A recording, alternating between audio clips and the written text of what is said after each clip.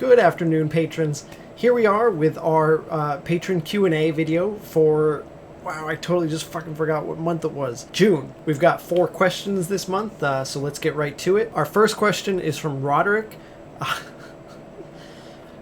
Your takeaways from this year's E3. Really? Could you have been a little bit more vague? Could you have widened the scope of that question a little bit more?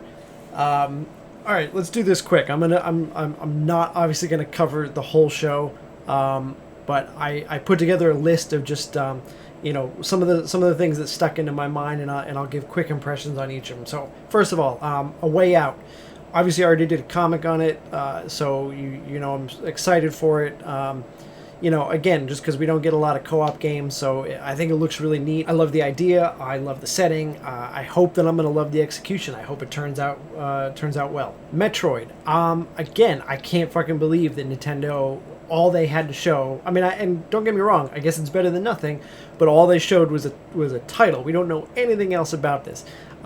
So I'm kind of excited about like a new Metroid, but that's tempered by not knowing, what that's even going to look like. Basically all I have at this point is exactly what I had before, which is my own imagination, imagining what that's going to be. Monster Hunter World.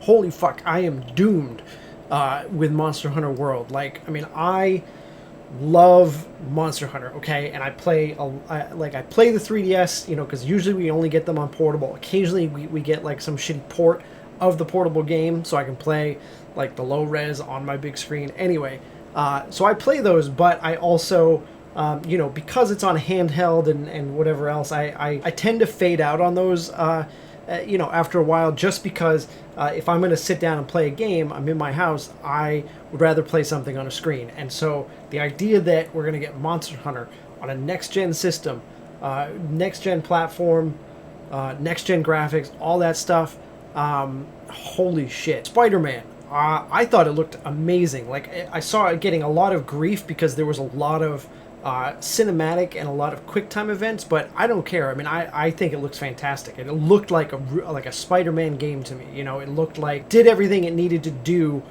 to feel like a Spider-Man game, and if what it needs to do to feel like a Spider-Man game is QuickTime events and some more cinematic stuff, that's fine with me. We're getting a remake of Shadow of the Colossus, a next-gen remake, not just like an upscale, but supposedly like a from ground up remake of the game.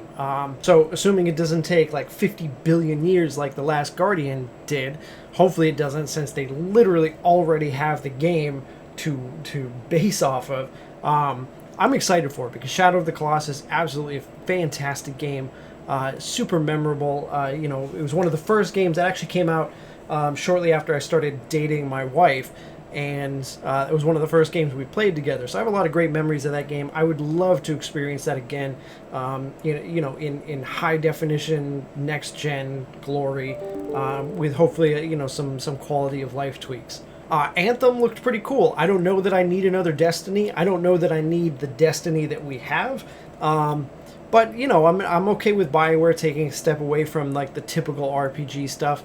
The trailer looked neat. Again, that's really all we have to go on. The trailer looked good. I'm interested in seeing more. The Xbox One X. I guess it's what we expected it was going to be. It's a slightly more powerful Xbox One, and it looks neat. I don't have a 4K television yet. That's something we're renovating, and when I have my new living room, I would like to eventually upgrade to a 4K television, at which point I may care a little bit more about that. So the Xbox One, it feels nice. It feels like an upgrade, but it doesn't feel like a necessary upgrade just yet.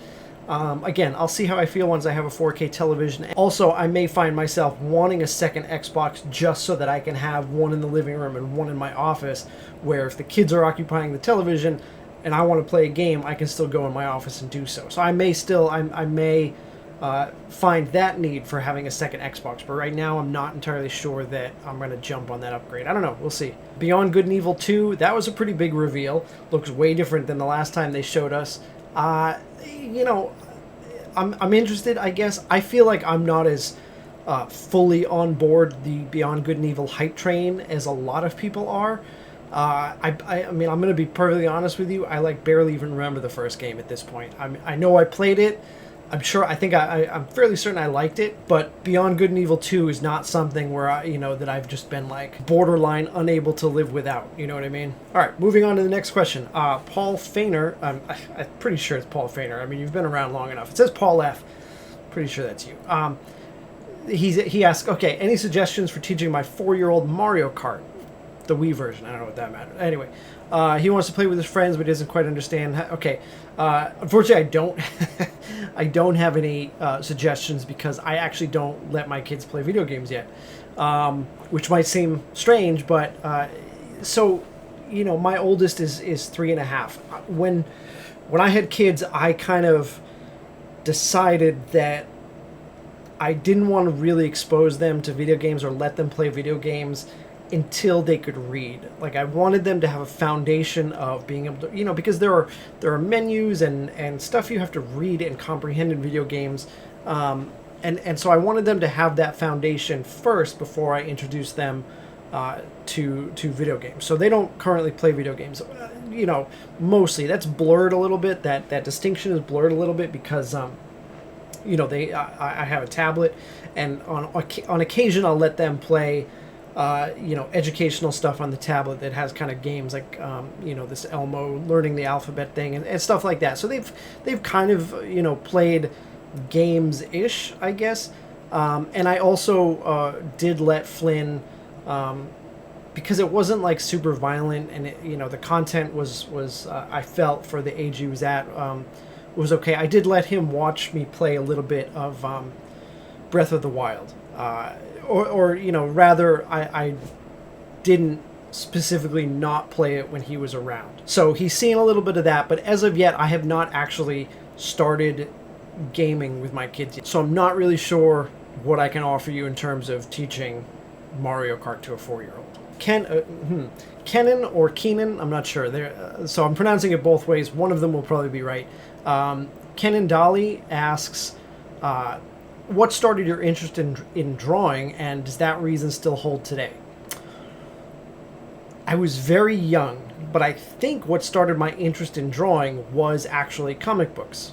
So in a way, yeah, that interest still holds today. I was reading, the late 80s, early 90s Marvel and DC, and then later when Image came along, I was reading comic books, and I've always enjoyed drawing, but once I started reading comic books and getting really drawn into them, I was like, that is something I would love to do. I would love to be able to draw pictures and tell stories and do that sort of thing. So that was, very early on, that was one of the ways I kind of taught myself to draw, was by looking in the comic books and kind of emulating. That's how I taught myself anatomy. Admittedly, not the best foundation for anatomy, since a lot of it's very exaggerated, but that was kind of the core concept. And then as I got older, my reason for wanting to draw fluctuated to different things. Actually, for a little while I wanted to do tattoos, and then for a little while I wanted to do like concept art and just design, and then I came back to comic books and then comic strips, which are obviously slightly different and kind of almost full circle in a way, but yeah, so that still holds true today, and in that I love being able to take a blank page and turn it into something that tells a story or evokes a laugh or something like that, is still a very powerful thing for me. And finally this month, Troy asks, what do you think of Destiny 2 coming to PC via Battle.net, and do you plan to play? Well, first of all, I think Destiny 2 is coming to PC, period. That's awesome.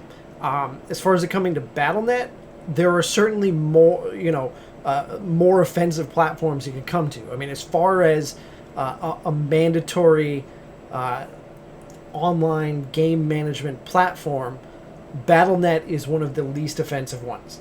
Steam is great. I like Steam. It's just kind of like the standard in a way. So you have like Steam, which is like you're always using it anyway, so it's whatever.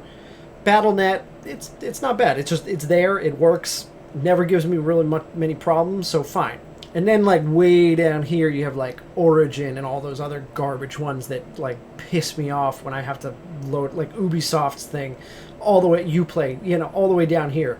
It makes me angry when I have to play a game through one of those services.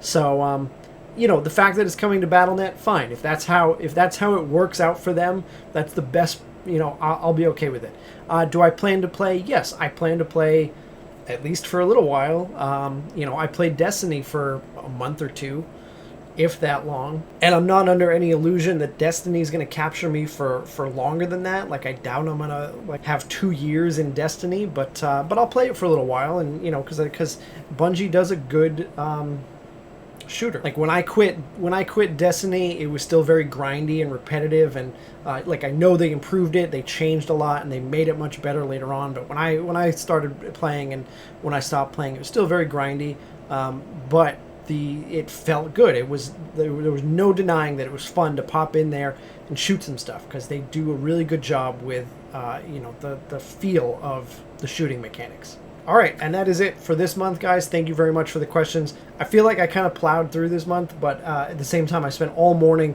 recording another video, a video blog. It's up on the website right now, so you can read that. So I'm like a little videoed out, but I do appreciate the questions. You know, keep an eye out in July. I'll put up the thread. If you have any follow-up questions or other things you think of to ask me, feel free. I love receiving your questions. Thank you for your continued support as patrons, and have a good month.